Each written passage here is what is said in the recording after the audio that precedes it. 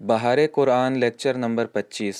اعوذ باللہ من الشیطان الرجیم بسم اللہ الرحمن الرحیم الحمد لأہلہ والصلاة علی اہلہا اللہم صلی علی محمد وآل محمد وعجل فرجہم۔ قرآن مجید کے پارہ نمبر 25 سے 5 منتخب نکات کو بیان کیا جا رہا ہے۔ سب سے پہلا نقطہ جو بیان کرنا چاہ رہے ہیں وہ یہ ہے کہ مومن اور کافر کی پریشانیاں دو الگ الگ جگہوں پہ پروردگار نے بیان کی ہیں اور دو سینیریو یہاں پر بیان کیے گئے ہیں۔ مومن کی پریشانی دنیا میں ہے اور کافر کی پریشانی آخرت میں ہے۔ دو آیتیں سورہ مبارکہ شورا سے یہاں پر بیان کی جائیں گی۔ پہلی آیت ہے آیت نمبر 18۔ اس کے اندر پروردگار مومن سے متعلق بیان فرماتا ہے کہ والذین آمنوا مشفقون منها ویعلمون انها الحق، کہ جو لوگ ایمان لائے ہیں، مومن ہیں، وہ قیامت سے خوف زدہ رہتے ہیں۔ مشفقون منها، قیامت کے دن سے خوف کے عالم میں ہیں، خوف زدہ رہتے ہیں۔ ویعلمون انها الحق، اور ان کو پتہ ہے کہ قیامت برحق ہے۔ پوری آیت کا ترجمہ اس طرح سے ہے کہ اس کی جلدی صرف وہ لوگ کرتے ہیں جن کا اس پر ایمان نہیں ہے، ورنہ جو لوگ ایمان والے ہیں وہ تو اس سے خوف زدہ ہی رہتے ہیں اور یہ جانتے ہیں کہ وہ بہرحال برحق ہے۔ ہوشیار کہ جو لوگ قیامت کے بارے میں شک کرتے ہیں وہ گمراہی میں بہت دور تک چلے گئے ہیں۔ یہ سینیریو اس دنیا سے متعلق ہے کہ اس دنیا میں مومن کی کیا کیفیت ہوتی ہے اور جو مومن نہیں ہے اس کی کیا کیفیت ہے۔ تو جو مومن نہیں ہے اس کو قیامت کا کوئی خوف نہیں ہے، قیامت سے کوئی پریشانی نہیں ہے، کوئی ٹینشن نہیں ہے، لیکن مومن خوف میں رہتا ہے کہ کہیں قیامت کے دن میرے ساتھ کچھ برا نہ ہو جائے۔ قیامت کی وہ تیاری اسی خوف کی وجہ سے کرتا ہے اور اس کی توجہ رہتی ہے اپنے اعمال کی طرف، اپنے افکار کی طرف۔ جبکہ دوسرا سینیریو قیامت کے دن کا ہے۔ سورہ مبارکہ شورا کی 22 نمبر آیت میں پروردگار ارشاد فرماتا ہے کہ تَرَى الظَّالِمِينَ مُشْفِقِينَ مِمَّا كَسَبُوا وَهُوَ وَاقِعٌ بِهِمْ۔ اب یہ قیامت کا منظر ہے اور اس دن جو ظالم ہوں گے، جو مومن نہیں ہوں گے، جو ظالم ہوں گے، پروردگار فرماتا ہے کہ تم ظالموں کو دیکھو گے کہ وہ اپنے کیے ہوئے کاموں کے انجام سے ڈر رہے ہیں، مشفقین ہیں، ڈر رہے ہیں، خوف کے عالم میں ہیں۔ بس یہاں سے ہمیں پتہ چلا کہ مومن کا خوف اس دنیا میں ہے، کافر کا خوف، ظالم کا خوف آخرت میں ہے۔ مومن اس دنیا میں رہتے ہوئے اگلی جو زندگی ہے اس سے ڈرتا ہے، قیامت سے ڈرتا ہے، اور کافر جو یہاں نہیں ڈرتا تھا اب وہاں ڈر رہا ہوگا کہ اس نے جو کچھ کیا ہے وہ اس کے سامنے لایا جائے گا، اس سے خوف زدہ ہے۔ بس کتنا بہتر ہے کہ ہم یہاں پر اس خوف کو اپنا لیں اور اس کی وجہ سے اس اگلی زندگی کے لیے تیاری کر پائیں، اور کہیں ایسا نہ ہو کہ ان ظالموں اور کافروں کی طرح وہاں جا کر پریشانی کا شکار ہوں اور خوف میں مبتلا ہوں۔ دوسرا نقطہ مودت اہل بیت اطہار علیہم الصلاۃ والسلام سے متعلق ہے۔ سورہ مبارکہ شورا کی 23 نمبر آیت میں پروردگار کا ارشاد ہوتا ہے قُلْ لَا أَسْأَلُكُمْ عَلَيْهِ أَجْرًا، کہ میں تم سے تبلیغ کا کوئی اجر نہیں مانگتا، جو تبلیغ کی ہے، جو کچھ پیغام رسالت پہنچایا ہے۔ پروردگار فرما رہا ہے کہ آپ کہہ دیجئے ان لوگوں سے، قُل فرما دیجئے، کہہ دیجئے، لا اسألکم علیہ اجرا، کہ اس رسالت پر اور اس تبلیغ پر میں تم سے کوئی اجر نہیں مانگتا، اجر نہیں مانگ رہے، الا المودۃ فی القربا، مگر فی القربا کی مودت، اقربا کی مودت، اہل بیت اطہار علیہم السلام کی مودت، اس کو اجر رسالت قرار دیا ہے نبی اکرم صلی اللہ علیہ وآلہ وسلم نے۔ اور دیگر آیتوں میں جہاں پر اجر نہیں مانگا اور لوگوں سے یہ فرمایا ہے کہ تم ہدایت کے رستے پر گامزن رہنا، اور یہاں پر یہ فرمایا کہ مودت فی القربا، اس کا خیال رکھنا، تو اس کا مطلب ہے کہ فی القربا کی مودت ہی راہ نجات ہے، راہ ہدایت ہے اور سیدھا رستہ ہے۔ اور در حقیقت نبی اکرم صلی اللہ علیہ وآلہ وسلم یہ فرما رہے ہیں اور یہ سمجھا رہے ہیں اس قوم کو، اس ملت کو، اس انسانیت کو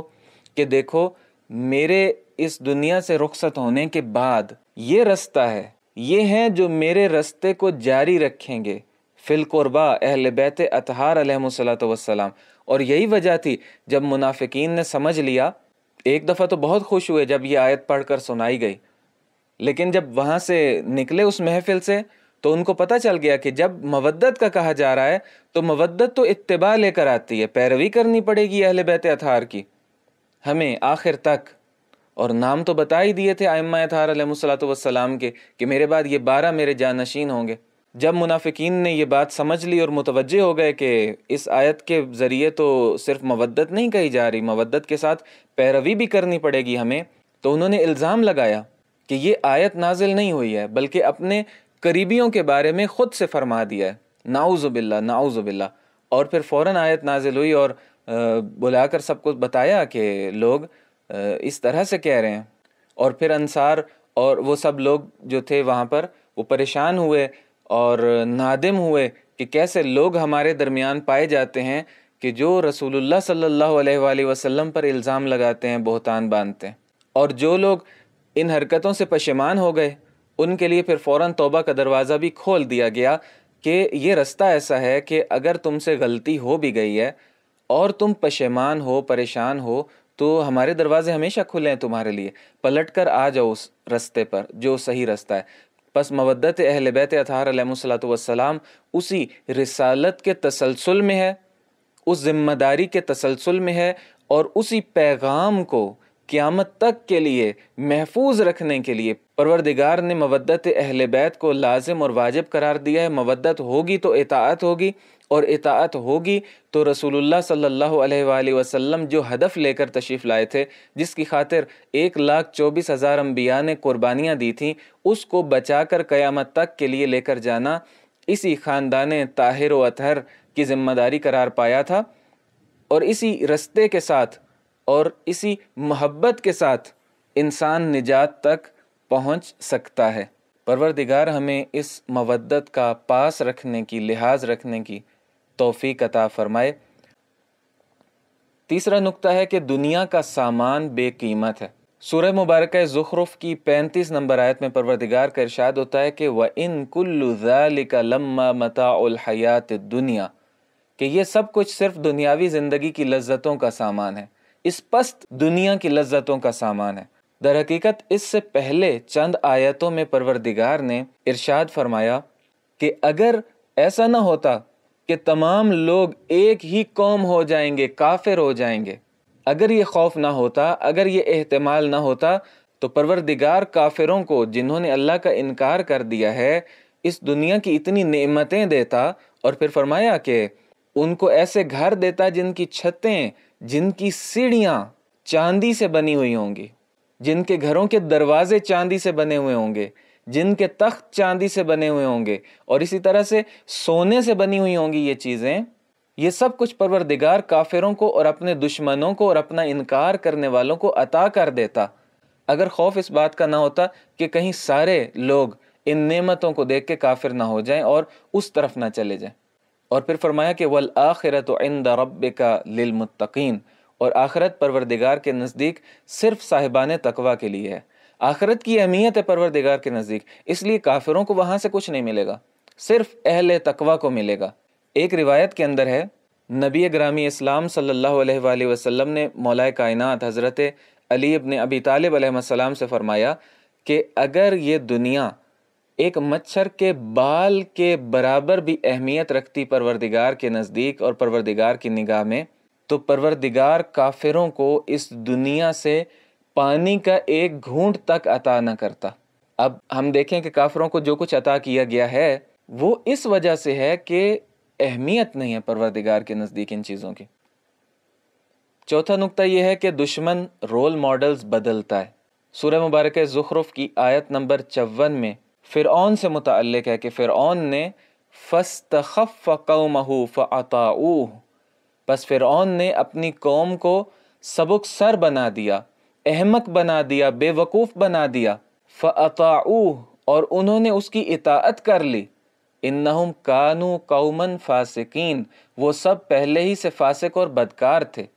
اس سے پہلے ارشاد فرمایا اور بتایا کہ کس طرح اس نے بیوقوف بنایا، کس طرح سے احمق بنایا اپنی اس قوم کو فرعون نے۔ اس نے رول ماڈل بدل دیے، جگہیں بدل دیں۔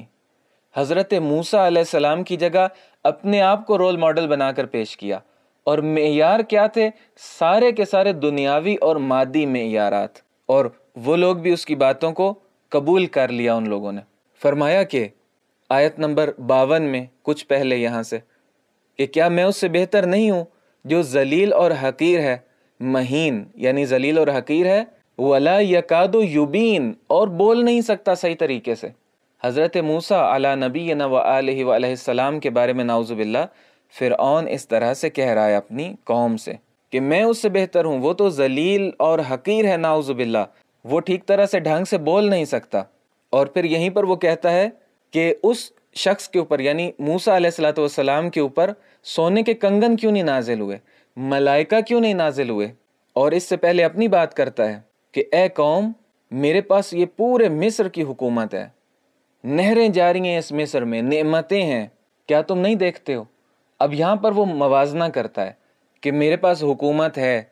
اس میں طرح طرح کی نعمتیں ہیں، نہریں جاری ہیں، سونا ہے، چاندی ہے، اپنی ان ظاہری خوبصورتیوں کی طرف اس نے لوگوں کو متوجہ کیا اور دعوت دی، اور ادھر سے جو اللہ کے نمائندے تھے ان کی سادگی کا مذاق اڑایا، ان کی زبان کی لکنت کا مذاق اڑایا، اور یہ لوگ اس کے اس چالوں میں آ گئے اور احمق بن گئے، بے وقوف بن گئے، اور انہوں نے اطاعوہ اس کی اطاعت کر لی۔ آج بھی دشمن کا یہی طریقہ ہے، ان کے پاس جو کچھ ہے اس کو بڑھا چڑھا کر بیان کرتے ہیں، اپنی نعمتیں دکھا دکھا کر آج کل کے جوانوں کے دلوں کو اپنی طرف کھینچنے کا ارادہ رکھتے ہیں۔ دشمن کی ان سازشوں کو اور ان حربوں کو سمجھنے کی ضرورت ہے۔ پانچواں اور آخری نقطہ دوستی سے متعلق ہے کہ جو دوستی تقوی کی بنیاد پر قائم نہ ہو وہ دشمنی میں بدل جائے گی، اور یہ بات پروردگار نے اپنی کتاب میں بیان فرمائی ہے۔ سورہ مبارکہ زخرف کی 67 نمبر آیت میں پروردگار کا ارشاد ہوتا ہے کہ الاخلاء یومئذ بعضهم لبعض عدو الا المتقین، کہ جو دوستیاں صاحبان تقوی میں نہیں ہوں گی، متقی لوگوں کی دوستیاں نہیں ہوں گی، اس سے ہٹ کر جو باقی جتنی بھی دوستیاں ہیں، الاخلاء وہ سب کی سب، تمام کی تمام دوستیاں دشمنی میں بدل جائیں گی قیامت کے دن۔ اور اس کی وجہ یہ ہے کہ ایک دوسرے کے اوپر ڈالیں گے کہ مجھے تو اس نے گمراہ کیا، وہ کہے گا نہیں مجھے اس نے گمراہ کیا، اور ایک جو بلیم گیم ہوتی ہے، ایک دوسرے پر جو ڈالنا ہوتا ہے وہ وہاں پر ہو رہا ہوگا، اور ایک دوسرے کے دشمن بن جائیں گے۔ وجہ کیا تھی؟ کہ دوستی کی بنیاد تقوی نہیں تھا، دوستی کی بنیاد پروردگار کا خوف نہیں تھا، دوستی کی بنیاد اللہ تعالیٰ کی ذات اور اللہ تعالیٰ کی محبت نہیں تھی، حب و بغض اللہ کی خاطر نہیں تھا۔ یہ جتنے بھی پیوند ہیں، جتنے بھی لنکس ہیں اس دنیا کے اندر آپس میں، 4 لوگ اکٹھے ہوتے ہیں کسی عنوان سے، 10 لوگ اکٹھے ہوتے ہیں، 50 لوگ اکٹھے ہوتے ہیں، 1000 لوگ اکٹھے ہوتے ہیں، ایک چھوٹی سی کمپنی بناتے ہیں، یا ایک ادارہ بناتے ہیں، یا ایک پارٹی بناتے ہیں، یا ایک تنظیم بناتے ہیں، کسی بھی عنوان سے اکٹھے ہوتے ہیں، اقتصادی حوالے سے اکٹھے ہوتے ہیں، ایک بینک بنا دیتے ہیں۔ جتنے بھی یہ پیوند اس دنیا میں ہیں اور انسان آپس میں جڑتے ہیں، ایک دوسرے کے ساتھ مل کر کام کرتے ہیں، جتنے بھی پیوند ہیں، اگر یہ تقوی کی بنیاد پر نہیں ہوں گے، ان کو جوڑنے والا رشتہ تقوی الہی نہیں ہوگا، قیامت کے دن یہ سارے کے سارے پیوند تبدیل ہو جائیں گے دشمنیوں کے اندر۔ بس ضروری ہے کہ ہمارے سارے کاموں کی بنیاد تقوی ہونا چاہیے، اور اللہ کو حاضر ناظر جان کے ہمیں جو بھی دوستی کرنی ہے، جو بھی دشمنی کرنی ہے، جہاں بھی ہمیں اکٹھا ہونا ہے، ان سب چیزوں کی بنیاد اللہ کا تقوی ہوگا تو یہ دنیا ترقی کے راستے پر گامزن ہوگی، اور اگر ایسا نہیں ہوگا تو قیامت کے دن انسان کو پچھتاوے کے سوا کچھ نہیں ملے گا۔ پروردگار ہم سب کو ان تعلیمات کو سمجھنے کی توفیق عطا فرمائے تاکہ ان کو اپنا سکیں اور اس دنیا میں بھی اور آخرت میں بھی سرخرو ہو سکیں۔ والسلام علیکم ورحمۃ اللہ وبرکاتہ۔